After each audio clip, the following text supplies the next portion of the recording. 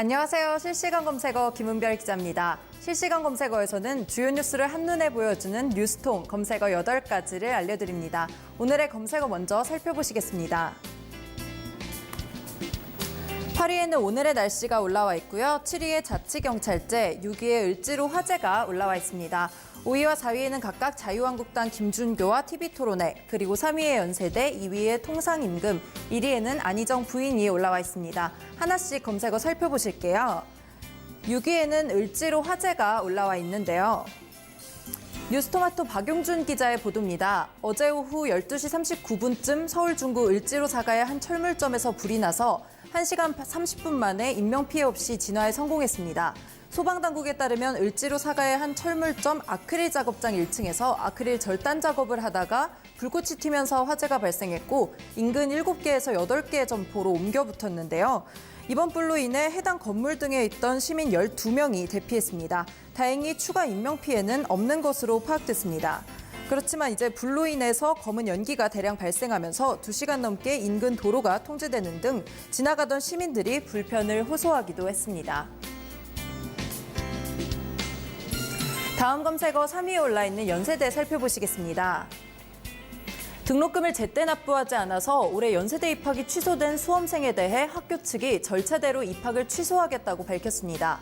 2019학년도 연세대에 합격한 수험생이 등록금을 제때 내지 않아 합격이 취소되자 우체국의 계좌이체 전산 오류로 등록금 이체가 되지 않았다고 주장해서 논란이 일고 있는데요. 연세대 측에 따르면 이 대학 수시 전형에 합격한 A씨는 합격자 등록금 납부 마지막 날인 지난 1일 우체국 계좌이체를 통해서 등록금을 송금했습니다. 그런데 이 A씨의 등록금 이체는 ATM 지연 인출 제도 때문에 이루어지지 않았는데요. 이 지연 인출 제도란 보이스피싱 피해를 예방하기 위해서 100만 원 이상 입금을 받을 경우 30분 동안 송금이나 인출을 할 수 없도록 하는 제도입니다. 결국 이제 등록금은 납부되지 않았지만 A씨 측은 관련 사실 확인 없이 납부가 완료된 것으로 오해했다고 합니다.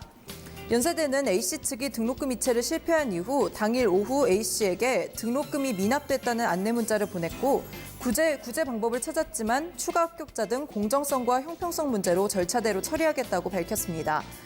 또 오전 보도에 따르면 A씨도 이 결과를 받아들인 것으로 보이는데요. 딴지일보 커뮤니티에 수험생의 담임 선생님이라고 소개한 한 누리꾼이 학생한테 연락이 와서 글을 쓴다며 학생과 학부모님께서 과실을 인정하고 대학 측의 입장을 받아들이기로 했다고 말했습니다.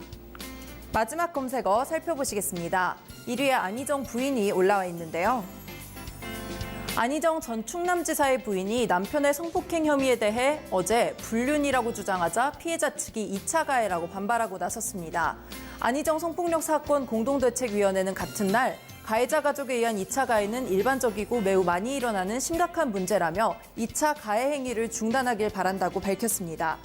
앞서 안희정 전 충남지사의 부인 민주원 씨는 SNS를 통해서 입장을 밝혔는데요.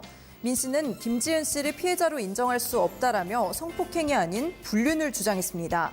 이어 김 씨보다 더 나쁜 사람은 안희정 씨라고 생각한다며 아이들을 위해 사실을 밝히려고 한다고 덧붙였죠.